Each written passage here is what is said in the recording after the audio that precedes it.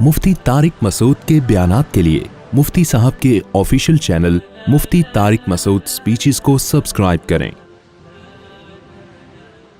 वमा लहुम fill अर्दि मिन वलिय्यिन वला नसीर वमिनहुम मन आहदल्लाह लइन आताना मिन फज़लिही लनसद्दक़न्न वलनकूनन्न मिनस सालिहीन।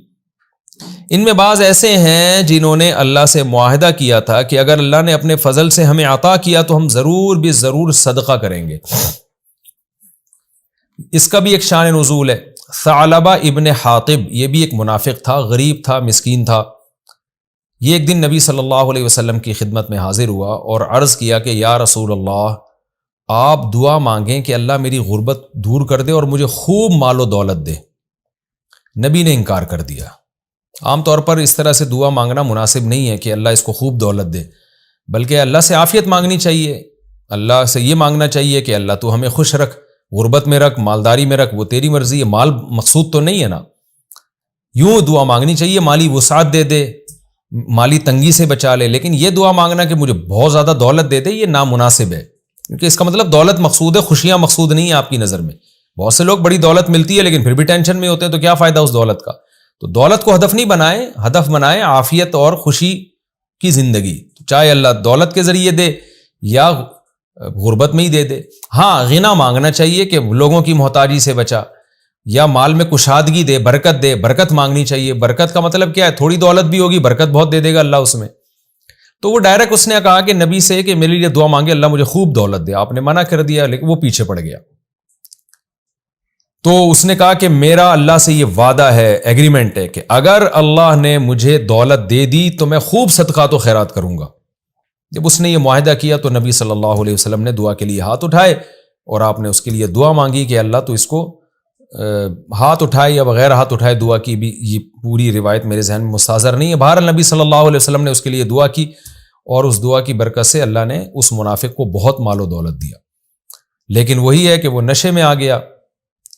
फिर जब ज़कात का वक्त आया तो आप सल्लल्लाहु अलैहि वसल्लम ने आमिलीन ज़कात को भेजा इसके पास और कहा कि भाई ज़कात दो ताकि हम गरीबों पे तकसीम करें। तो इसने मना कर दिया। वही काम किया जो कारून ने किया था कि जो है मैं नहीं दूंगा। तो इसने मना कर दिया। अब क्योंकि ये भूल गया था कि नबी ने दुआ मांगी थी मेरे लिए और मैंने तो ये मुआहदे किए थे, सब चीज़ें इसकी नज़र से ओझल हो गई।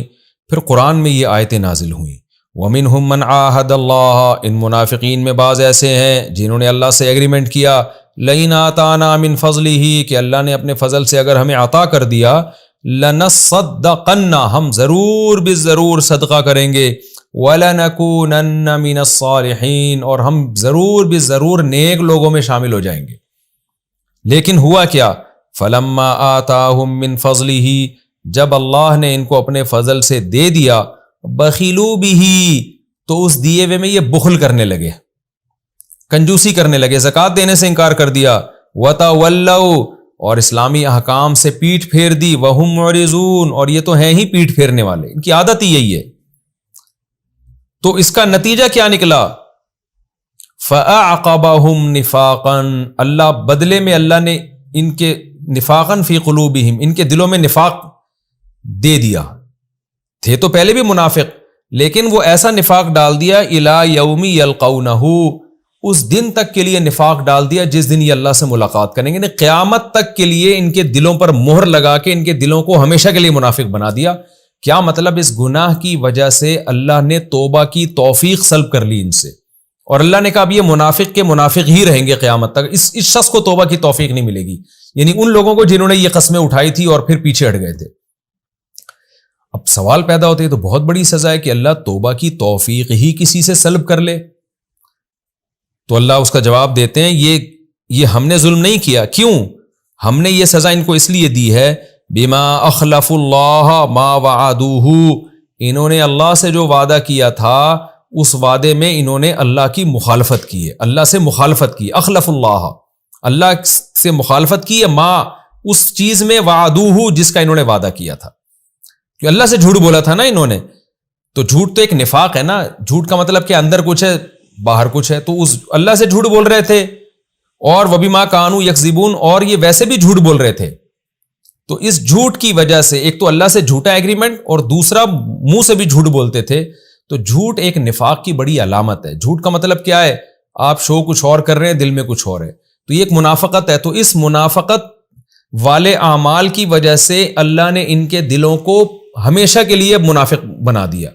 یعنی منافق کی بھی دو قسمیں. ایک منافق وہ ہوتا ہے جس کو توبہ کی توفیق مل گئی، جیسے جلاس نامی منافق کو توبہ کی توفیق مل گئی. ایک منافق وہ ہے جو اتنا آگے جا چکا ہے کہ اس کو توبہ کی توفیق بھی نہیں ملے گی. تو یہ ان منافقین میں سے ہے کہ اس نے ایسے کام کیے، بار بار اللہ سے جھوٹ بولے اور معاہدے کر کے پیچھے ہٹ گیا. اللہ نے مہر لگا دی دل پہ کہ اب تو تیرا ظاہر کچھ اور باطن کچھ ایسا ہی رہے گا، اب تیری زندگی اسی طرح گزرے گی. اب تیرے اندر وہ غیرت ہی ختم ہو جائے گی جس غیرت کی بیس پر انسان کو احساس ہوتا ہے کہ یار میں لوگوں کے سامنے کچھ اور ہوں، اندر کچھ اور ہوں. تو یہ احساس اب اللہ تو اس سے ختم کر دیں گے. حدیث میں آتا ہے کہ جب یہ آیتیں نازل ہوئی نا، یہ پچھلی آیت جب نازل ہوئی نا، وَمِنْهُمْ مَنْ عَاهَدَ اللَّهَ لَئِنْ آتَانَا مِنْ فَضْلِهِ، کہ ان میں بعض ایسے ہیں جنہوں نے اللہ سے معاہدے کیے تھے کہ اللہ نے ہمیں دیا تو ہم صدقے کریں گے. یہ آیت جب نازل ہوئی تو یہ ایک دم جو ہے نا ڈر گیا کہ یار یہ تو اللہ نے میرے راز پورے کھول دیے سب دنیا کے سامنے. تو یہ جو ثعلبہ ابن حاطب تھا، اس کو احساس ہوا کہ یہ تو قرآن میں آیتیں نازل ہو گئیں میرے بارے میں. اس کا خیال یہ تھا کہ میں جانتا ہوں، نبی جانتے ہیں، اللہ جانتا ہے، باقی دنیا میں کسی کو کیا پتا. لیکن جب قرآن کی آیتیں بن کے یہ بات نازل ہو گئی تو وہ ایک دم اس کو ذلت محسوس ہوئی کہ میں تو پوری دنیا میں ذلیل ہو جاؤں گا. تو وہ زکوٰۃ لے کر آیا نبی صلی اللہ علیہ وسلم کے پاس ان آیتوں کے نازل ہونے کے بعد. پہلے نبی نے نمائندہ بھیجا زکوٰۃ دو، اس نے کہا نہیں دوں گا. جب یہ آیتیں نازل ہوئی نا تو پھر اپنی ذلت کو بچانے کے لیے وہ زکوٰۃ لے کر آیا اور آپ صلی اللہ علیہ وسلم نے زکوٰۃ لینے سے انکار کر دیا. وہ بہت اس نے اصرار کیا کہ آپ لے لیں زکوٰۃ، میں دینے کے لیے تیار ہوں. نبی نے نہیں لیا. نبی صلی اللہ علیہ وسلم جب دنیا سے چلے گئے تو حضرت ابو بکر کا دور حکومت آیا. تو پھر وہ زکوٰۃ لے کر آیا حضرت ابو بکر کے پاس کہ آپ وصول کر لیں. حضرت ابو بکر نے فرمایا جس کی زکوٰۃ نبی نے وصول نہیں کی تو میں کیسے وصول کر سکتا ہوں؟ میں کبھی بھی زکوٰۃ نہیں لوں گا تم سے. اس نے بہت اصرار کیا. ابو بکر نے فرمایا نہ جس کو نبی نے مسترد کر دیا میں اس سے زکوٰۃ نہیں لے سکتا. حضرت ابو بکر کا انتقال ہو گیا. حضرت عمر کے دور خلافت میں وہ حضرت عمر کے پاس آیا. اچھا، میں جو روایتیں پیش کرتا ہوں نا، حوالے میں نہیں دے رہا ہوتا کہ فلاں کتاب کے فلاں صفحے پر. اس کی وجہ یہ ہے کہ میں نے یہ التزام کیا ہے کہ میں جو بھی تفسیر میں حدیث بیان کروں گا وہ صحیح حدیث ہی ہوگی، مستند ہی ہوگی. لہذا میرے اس لیکچر میں کسی کو بھی اعتراض ہونا کہ بھئی یہ حدیث مفتی صاحب کہاں سے بیان کر رہے ہیں، تو آپ گوگل پہ لکھیں یا تفسیر کی کتابوں میں دیکھیں، آپ کو مستند کتابوں میں بہت ساری کتابوں میں وہ حدیث مل جائیں گی. تو میں اس کا التزام کرتا ہوں کوئی کمزور روایت پیش ہی نہ کروں. تو اس لیے میں نے اس کو، تاکہ ہمارا لیکچر کنٹینیو چلتا رہے، اس لیے پھر میں اس کو حوالے کے بغیر پیش کر دیتا ہوں، ورنہ وہ ساری حدیثیں مستند ہی ہیں. کسی کو کسی روایت پہ کوئی اشکال ہو تو وہ مجھ سے رابطہ کر سکتا ہے کہ بھئی یہ والی روایت پر تو فلاں محدث نے کلام کیا ہے تو سند کے لحاظ سے ضعیف ہے. تو میں پھر اس کی ڈیٹیل آپ کے سامنے انشاءاللہ بیان کروں گا، اور اگر بالفرض ثابت ہو جائے ضعیف ہے تو میں رجوع کا اعلان بھی کروں گا. لیکن میں بہرحال اس کا التزام کرتا ہوں. کہیں کسی روایت کی سند کی مجھے پوری تحقیق نہیں ہوتی تو میں تفسیر میں بتا دیتا ہوں کہ یہ روایت تو ہے لیکن اس کی سند کی تحقیق نہیں ہے، کیونکہ وہ تحقیق میں اختلاف بہت ہوتا ہے تو اس میں بہت وقت لگتا ہے، اس لیے میں پھر اس کو مبہم چھوڑ دیتا ہوں. تو حضرت عمر رضی اللہ تعالیٰ عنہ کے پاس پھر وہ آیا اور کہنے لگا کہ آپ مجھ سے زکوٰۃ وصول کر لیں. حضرت عمر نے فرمایا جس کی زکوٰۃ ابو بکر نے وصول نہیں کی، نبی نے وصول نہیں کی، تو میں کیسے وصول کر سکتا ہوں؟ تو وہ ساری زندگی اسی کوشش میں لگا رہا. حضرت عثمان کا دور خلافت جب آیا تو اس کی موت واقع ہو گئی. تو یہ کیوں وصول نہیں کی گئی ہے؟ دیکھیں، جب بھی کوئی توبہ کرے تو اسلام کا حکم ہے کہ توبہ قبول کی جائے گی. تو اس اصول کی روشنی میں تو نبی کو بھی زکوٰۃ وصول کر لینی چاہیے تھی. جیسے جلاس نامی منافق جو نبی کو قتل کرنے کی جس نے کوشش کی، جب اس کی توبہ قبول کر لی، حالانکہ قتل کی کوشش تو زیادہ بڑا جرم ہے، تو اس کی تو بطریق اولا توبہ قبول کرنا چاہیے تھا. اس نے تو ایک کم درجے کا ظلم کیا کہ زکوٰۃ دینے سے انکار کیا. لیکن وجہ کیا ہے نبی نے کیوں قبول نہیں کی؟ اس کی وجہ ان آیتوں میں آ رہی ہے. وہ وجہ یہ ہے کہ قرآن کہہ رہا ہے فَأَعْقَبَهُمْ نِفَاقًا فِي قُلُوبِهِمْ إِلَى يَوْمِ يَلْقَوْنَهُ. یہ جو اس نے اللہ سے ایگریمنٹ کر کے توڑا تھا نا، جھوٹ بولا تھا، اس کی وجہ سے اللہ نے قیامت تک کے لیے اس کے دل میں نفاق پیدا کر دیا ہے. یعنی اس نفاق تھا پہلے سے، اس کو باقی کر دیا ہے. کیوں؟ اس نے اللہ سے اس وعدے میں جھوٹ بولا، اور یہ ویسے بھی جھوٹ بولا کرتا ہے. تو اس جھوٹ مسلسل کنٹینیو بولتے رہنے کی وجہ سے اب اس کی دل کی حالت خراب ہو گئی. کیا مطلب؟ اب یہ پکا منافق ہے. یہ جو اب آپ کے پاس زکوٰۃ لے کر آ رہا ہے نا کہ آپ قبول کر لیں، تو یہ توبہ کی وجہ سے نہیں ہے. معاشرے میں جو اس کی ذلت ہوئی اس ذلت کو مٹانے کے لیے. ابھی بھی اس کا مقصد اللہ کی رضا نہیں ہے. اس کی بڑی دلیل یہ کہ جا کے اس کے اعمال دیکھ لیجئے گا، چھپ چھپ کے کتنا غریبوں پہ صدقہ کر رہا ہے، 1 روپیہ بھی صدقہ نہیں کرے گا یہ. تو اب یہ جو آپ پہ کو دے رہا ہے نا زکوٰۃ، یہ اپنی ذلت مٹانے کے لیے. اس لیے نبی صلی اللہ علیہ وسلم کو چونکہ یہ آیتیں نازل ہو چکی تھی تو آپ سمجھ گئے کہ اب اللہ نے اس سے توبہ کا دروازہ بند کر دیا، اب ہم اس سے زکوٰۃ نہیں لیں گے، کیونکہ ہم نے اس سے زکوٰۃ وصول کر لی. یہ لوگوں میں بڑا بن کے دکھائے گا کہ دیکھو میں تو جناب دیکھو نبی نے میری زکوٰۃ وصول کر لی اور میری غلطی معاف ہو گئی، اور پھر معاشرے میں اس کی عزت ہو جائے گی. جبکہ آپ کو پتہ ہے اس رکوع میں آیت نازل ہو چکی تھی، وَغْلُظْ عَلَيْهِمْ، اے نبی منافقین پر سختی کیجیے آپ.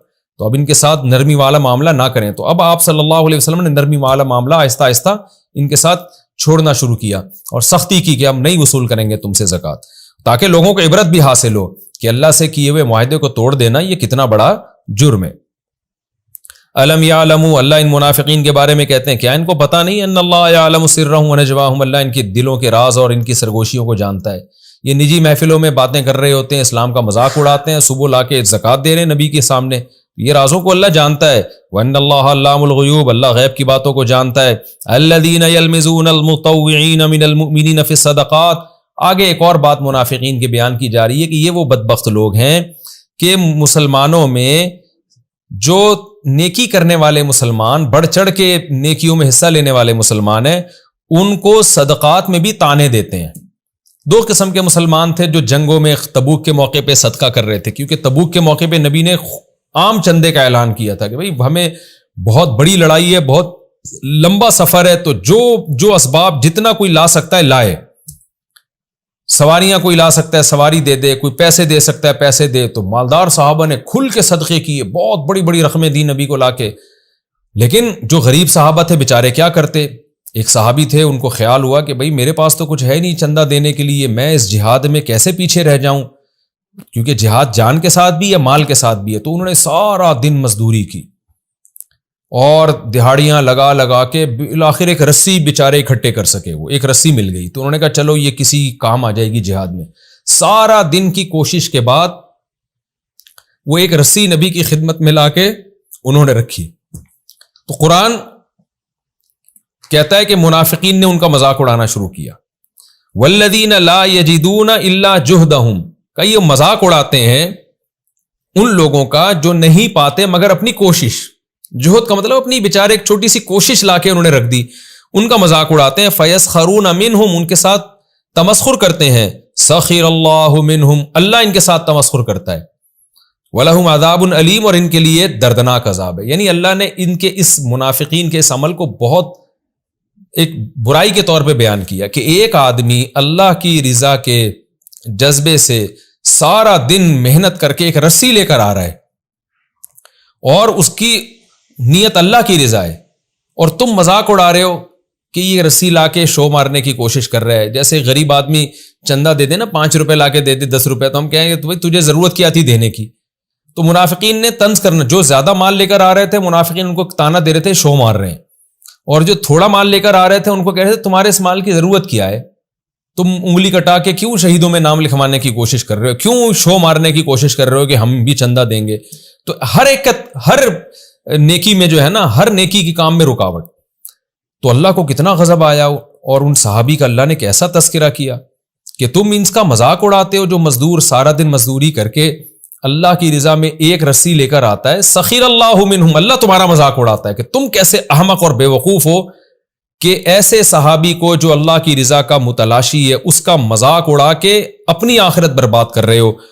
تو وَلَهُمْ عَذَابٌ علیم، ان کے لیے دردناک عذاب ہے جو مذاق اڑا رہے. میں جب یہ آیت پڑھتا ہوں مجھے بڑا لطف آتا ہے کہ اللہ کو ان صحابی کا عمل کتنا پسند آیا. حالانکہ وہ ایک رسی جہاد میں کیا کرے گی، غزوہ تبوک میں اتنا لمبا سفر، اس ایک رسی کی کیا ویلیو ہے. اس کی ظاہر جہاد میں لاکھوں کروڑوں روپے کا سرمایہ چاہیے ہوتا ہے، تو وہ ایک رسی کیا کر لے گی. لیکن اللہ کو ان صحابی کی وہ رسی کتنی پسند آئی کہ منافقین نے جب اس صحابی کو تانا دیا ہے تو اللہ نے ان منافقین کے لیے دردناک عذاب کی آیتیں قرآن میں نازل کر کے ان صحابی کا دفاع کیا ہے. چندہ تو بہت سے لوگوں نے دیا تھا، لیکن دفاع اللہ کس کا کر رہا ہے؟ ان صحابی کا جو رسی لے کر آئے تھے۔ اس سے پتہ چلتا ہے کہ اللہ کے ہاں اخلاص کی کیا ویلیو ہے، اور اس سے یہ بھی پتہ چلتا ہے کہ ہمارے نبی صلی اللہ علیہ وسلم واقعی سچے پیغمبر تھے، ورنہ وہ اس رسی لانے والے کو کہتے بھائی تجھے کیا ضرورت ہے۔ جس کی نظر اسباب پر ہوتی ہے وہ رسیوں کے ویلیو نہیں دیتا، وہ بڑی بڑی رقموں کو ویلیو دیتا ہے، لیکن ہمارے نبی بھی ان صحابی کو ویلیو دے رہے ہیں، اللہ بھی ان صحابی کو ویلیو دے رہا ہے، ان کی قدر و قیمت اللہ کی نظر میں، اور ان کو تانا دینے والے منافقین کے لیے دردناک عذاب کی آیتیں نازل کر رہا ہے اس صحابی کے دفاع میں جو رسی لے کر آ رہے ہیں۔ اس سے پتہ چلتا ہے کہ بھائی اللہ کی نظر میں عمل میں اخلاص کی اور آپ کی محنت کی کتنی ویلیو ہے، اور یہی وجہ تھی مسلمانوں کی ترقی کی اور دنیا میں غلبے کی کہ وہ اخلاص کے ساتھ کام کرتے تھے، اسباب پہ ان کی نظر نہیں ہوتی تھی۔ استغفر لہم او لا تستغفر لہم، اے نبی آپ ان بدبختوں کے لیے استغفار کریں یا نہ کریں، یہ جو تانے دے رہے ہیں۔ ان تستغفر لہم 70 مرتن، اگر آپ ان کے لیے 70 مرتبہ بھی استغفار کریں گے، فلن یغفر اللہ لہم، اللہ ہرگز ان کی مغفرت نہیں کرے گا۔ ذالک بانہم کفروا باللہ ورسولہ، اس لیے کہ انہوں نے اللہ اس کے رسول کے ساتھ کفر کیا ہے، حقیقت میں یہ کافر ہیں۔ واللہ لا یہدی القوم الفاسقین، اور اللہ ایسے فاسقوں کو سیدھی راہ نہیں دکھاتا، یعنی توبہ کی توفیق نہیں دیتا۔ پتہ چلا کہ توبہ کی توفیق والے منافق الگ ہوتے ہیں اور جو دوسرے منافق وہ الگ ہوتے ہیں، یعنی اللہ نے بھی کافروں کی بھی کیٹیگری ہے، منافقوں کی بھی، کہ کون ایسے ہیں جن کو توبہ کی توفیق ملے گی، کون ایسے ہیں جن کو نہیں ملے گی۔ تو یہ جو والے جو منافقین ہیں جو یہاں تک پہنچ چکے ہیں، اللہ ان کو توبہ کی توفیق نہیں دیتا۔ تو یہ ہمارا رکوع مکمل ہوا، جلدی جلدی اس میں مختصر پوائنٹ بتا کے ختم کرتا ہوں۔ جاہد الکفار والمنافقین واغلظ علیہم، پہلی آیت یہ تھی کہ منافقین پر آپ سختی کیجئے۔ دوسرا یہ کہ منافقین نے جنہوں نے نبی صلی اللہ علیہ وسلم کو قتل کی کوشش کی، ان میں سے بھی بعض کو اللہ نے توبہ کی توفیق دی ہے۔ تو یہ سوال ہوتا ہے کہ باقیوں کو ایک دم قتل کیوں نہیں کر دیا؟ اس کا جواب یہی ہے کہ نبی صلی اللہ علیہ وسلم ظاہر پہ چلا کرتے تھے، اور حدیث میں آتا ہے کہ نبی نے فرمایا کہ اگر میں منافقین کو قتل کرنا شروع کر دوں تو دنیا کہے گی ان محمدً یقتل اصحابہ، نبی اپنے ساتھیوں کو بھی قتل کرتے ہیں، تو لوگ اس سے اسلام میں داخلہ بند ہو جائے گا، ڈر جائیں گے، کیونکہ لوگوں کو نہیں پتا کہ یہ منافق ہیں، ظاہر میں تو مسلم ہی ہے نا، تو اس لیے ان کے ساتھ ویسے ہی معاملہ کیا جاتا ہے۔ تو اس سے ہمیں سیاست کا بھی پتہ چلتا ہے، سیاسی بصیرت کا بھی پتہ چلتا ہے کہ جو کامیاب لیڈر ہے وہ ایسا نہیں ہوتا کہ بس وہ افراتفری میں جس نے ذرا سی غلطی کی گردن اڑا دی، وہ بلکہ وہ یہ دیکھتا ہے کہ اس کا معاشرے پہ اثر کیا پڑے گا، میں اس کو لوگوں کو ڈیفائن کیسے کروں گا۔ تو نبی کو وحی کے ذریعے تو علم ہوتا تھا، آپ بتا دیا کرتے تھے، لیکن معاملہ ظاہری میں ویسے ہی کیا کرتے تھے جیسا ایک عام مسلمانوں کے ساتھ ہوتا ہے۔ تو اس سے ہمیں سیاست کا بھی سبق ملتا ہے کہ ہمیں ہر چیز میں دیکھنا چاہیے کہ ہم جب یہ کام کریں گے تو اس کا معاشرے پہ اثر کیا پڑے گا۔ یہ بھی ایک پوائنٹ کی بات ہمیں پتہ چلتی ہے۔ حالانکہ منافقین کتنا نقصان پہنچا رہے تھے، لیکن بڑے نقصان سے بچنے کے لیے چھوٹا نقصان برداشت کرنا پڑتا ہے۔ اور تیسری بات یہ کہ اخلاص کی قدر و قیمت پتہ چلتی ہے کہ جو ایک صحابی رسی لے کر آئے، اللہ نے ان کی کیسی قدر کی۔ تو ہمیں بھی کسی غریب کے چندے کو توہین کی نظر سے دیکھنا بالکل پسندیدہ نہیں ہے۔ نبی صلی اللہ علیہ وسلم نے بہت شدید وعید بیان کی ہے اس عورت کے لیے جو اپنے پڑوسی کے ہدیے کو حقیر سمجھے۔ بعض دفعہ پڑوسن کوئی ہدیہ بھیج دیتی ہے چھوٹا موٹا، تو عورتیں مذاق اڑاتی ہیں یہ کیا بنا کے بھیج دیا اس نے۔ تو بھائی کوئی محبت میں آپ کو کچھ بھی دے رہا ہے آپ اس کی قدر کریں۔ تو کوئی آپ کو چھوٹا گفٹ بھی دے رہا ہے، محبت میں دے رہا ہے، تو آپ اس کو تانا مت دیں۔ یہ بھی ہمیں یہاں سے سبق ملتا ہے۔